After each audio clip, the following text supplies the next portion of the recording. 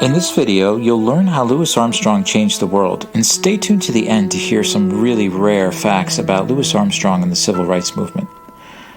Let's go beyond normal biographical facts, and let's think about a young Louis Armstrong right after World War I. It's the heart of the segregation era, and the KKK rises to 6 million members, or about 5.7% of Americans nationwide. And yet, Louis Armstrong began performing concerts across the country for both black and white audiences. It's also the birth of the Jazz Age, which featured incredibly talented white and black musicians making landmark musical recordings which were purchased by all Americans regardless of color.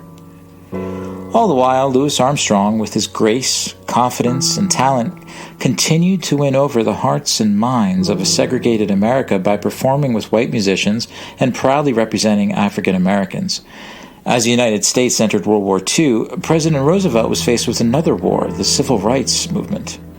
And while he didn't end segregation, he began to pave the way for its success in the future by signing an order that African Americans be allowed to serve and fight for our country alongside white soldiers.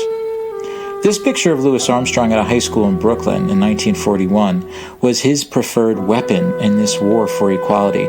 He would show America that we all have the same love of music while gently reminding the country that it was a black man who inspired them.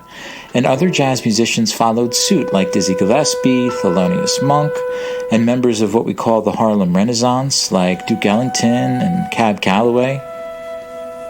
But after World War II, African Americans who fought came back to the same segregated America and told us how blacks and whites actually fought in separate units. 1.2 million African Americans fought in World War II, and thousands were stationed in Germany to promote democracy long after the war ended.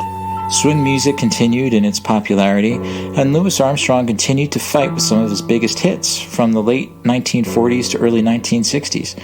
Armstrong would perform with white jazz superstars like Glenn Miller, pictured here, Benny Goodman, all the while expanding to tour throughout Europe and Africa, and then he performed with pop superstars of the time like Bing Crosby and Danny Kaye and Frank Sinatra. And as Dr. Martin Luther King Jr. led the civil rights movement in the early 1960s, Louis Armstrong was often called out for not being a vocal part of the movement, but he was vocal in his own way. Only after his passing was he seen as the silent revolutionary. His life's work, to fight through his actions and never give in to segregation, he fought through it every day.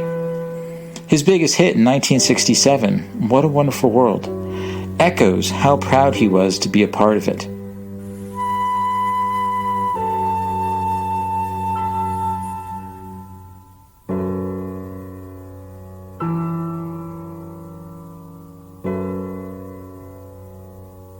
I hope you learned something new, and thanks for watching.